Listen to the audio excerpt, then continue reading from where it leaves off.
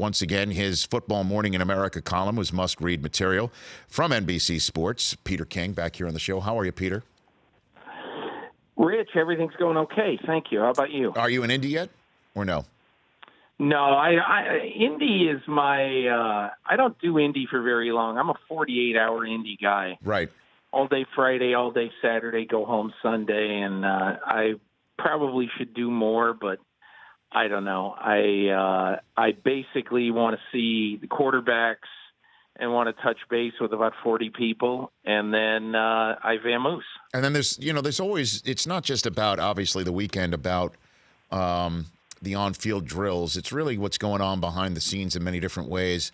And part of the reason why I wanted to have you on is to suss out what you're hearing about the competition committee that's going to start having a conversation about what happened this past season and whether it merits changing anything to avoid what happened before, despite whatever unintended consequence might come from a rule change or proposal.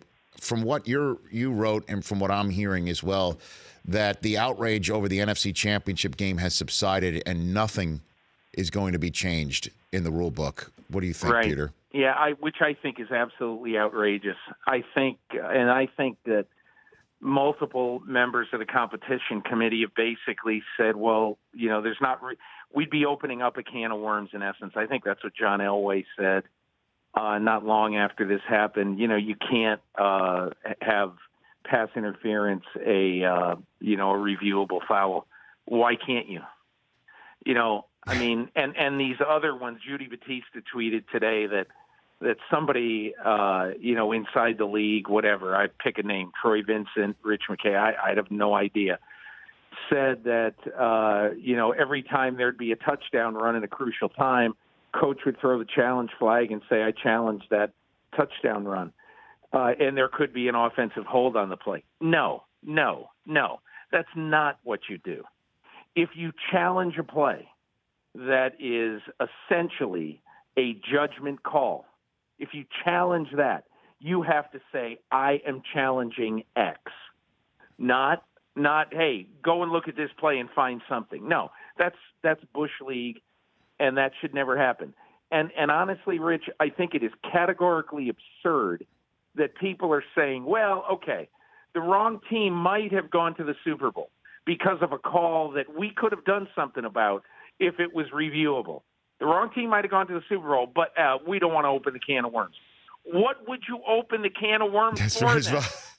I was going to say, like, it's absurd. In terms of what was discussed and the outrage and that what people felt, and one of the most passionate communities for football, certainly in terms of watching the game and people being into the sport, for that city to be alienated, what is more of a can of worms?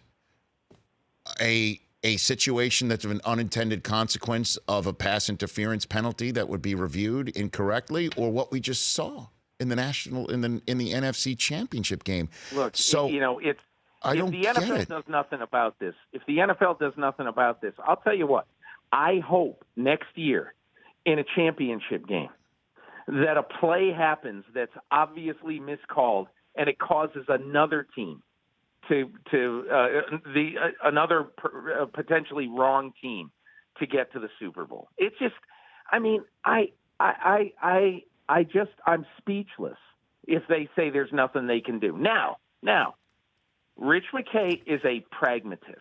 Okay, for those who don't know, Rich, president of the Atlanta Falcons, longtime chairman of the competition committee, a responsible, smart guy who wants to see the game officiated correctly and fairly.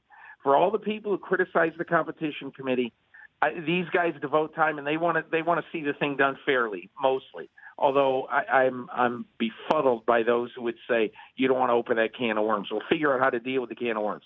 But I would only say this: Rich McKay, pragmatist, I'm sure, is looking at this and saying, "There's no way I can get 24 votes for this." Well, if you want to say that, then say that, and put the blame on the teams in the NFL that don't want to fix an obvious, gigantic potential error looming again in another elimination game down the road. And Peter, you also know, as does Rich, knows how it works in the membership and the competition committee, is that sometimes it takes years to get the 24 votes. You've got to start the process of putting people on the record who's voting for it and voting against it, and somebody who votes against it the next year suddenly votes for it, in the same way that we see the Pro Football Hall of Fame. 1 year you're not Hall of Fame worthy, depending on what was going on in the landscape. 2 years, 3 years down the road, it builds. It builds until you finally get success. So you've got to do something, certainly if there's a fan base that's out there trying to fix a loophole that was the worst can of worms based on an on-field call that I've seen in the 16 years that I've been covering the NFL with the NFL Network. So I do hope that something is done. What do you think Sean Payton's going to say when he walks in that room? He's on the competition committee. What do you think, Peter? I think he's going to be strident, and I think he is going to say, "Gentlemen, this is something we can fix." And Rich, you just made the point that I would make 100 times out of 100, okay? And that is this. Do you remember for years there would be maybe replay would fall short in some form or another? This would have been back really in the 80s and 90s. Yep. Replay would fall short. And then they would say, okay, we've got 18 votes, blah, blah, blah. And the people covering the meeting would figure out who are the teams that are voting against it, and you go ask them why. And it's the exact same thing here. Let's get a straw vote in the room to find out what teams say we want to fix this problem, and then find out the teams that say we don't want to fix the problem. And then let's start ratcheting up the pressure on them. And, Rich, you mentioned the Hall of Fame. I am absolutely fine, because I do it all the time. Mm-hmm. If I have a vote for the Hall of Fame, because there's only 48 votes and you've got to get 80% to get in, at least to get in. I'm fine with defending my vote. I have no problem with defending my vote, pro or con. But what this is going to allow NFL teams to do is to hide behind anonymity, which, in my opinion, does nobody any good. And it certainly doesn't do the game of football any good. Peter King here on the Rich Eisen Show, and other things going on beyond the drills and behind the scenes is usually conversations that set up trades, free agency, et cetera, for the new league year. Where do things stand with Antonio Brown and the Steelers, and whether he can only go to the NFC team based on what the Steelers want, et cetera? What can you tell me on that front, Peter? Well, Rich, I don't think if, let's say the New York Jets offer the Pittsburgh Steelers far and away the best offer. I don't think that the Steelers, if they get offered a draft choice and a player that is significantly better compensation than an NFC team does, I think the Steelers would be dumb to, and I don't think they are a dumb organization. They're certainly not going to trade him within the division. But I do believe that they definitely want to trade him to the NFC and not see him anymore. And there's plenty of candidates in the NFC. I listed them today. I think Carolina, even though Carolina is not in great cap shape, I think Carolina could make it work. I think David Tepper, the Pittsburgh native and former Steeler minority owner, saw with his own eyes how great Antonio Brown can be in the right situation. Plus, he really wants to make a splash. David Tepper does, to help his team. Washington has always been one of those teams that for years wanted to win the offseason, going back to Bruce Smith and Deion Sanders.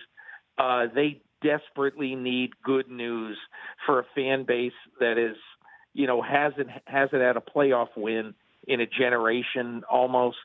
So I think those are the two teams that would be most notable, and the ones that, in my opinion, would be the best candidates.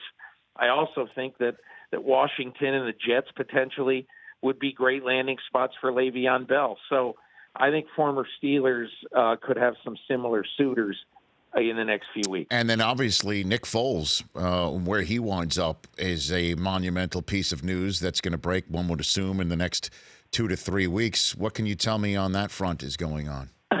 I mean, it seems, Rich, like obviously The Eagles want to make sure he doesn't go to Washington or the Giants, which is probably smart.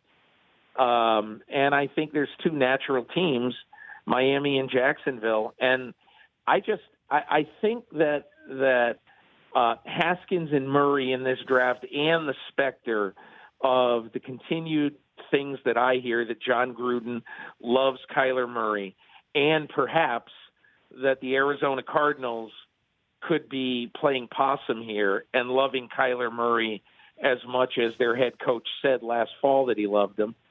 So I think this is all – it's a very malleable subject with Teddy Bridgewater, Nick Foles, and perhaps down the line Derek Carr. You never know. But I think this is the draft. The draft is 2 months from today, Rich. And the only thing that is really, really interesting, and I write about the combine every year, the week before the combine.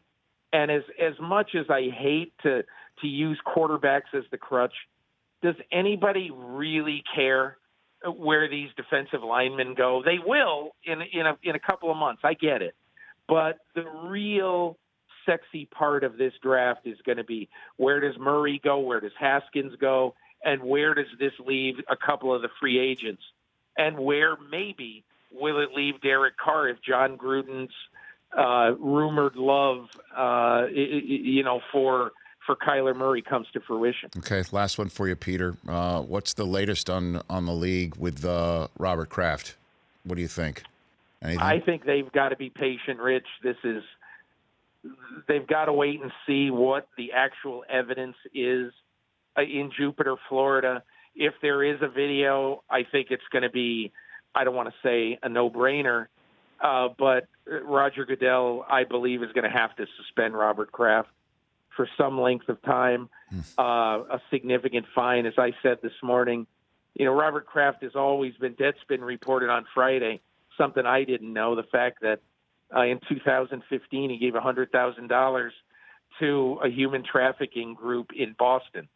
So, clearly Robert Kraft can mitigate the damage even if he is suspended by becoming somebody who supports financially, the fight against human trafficking.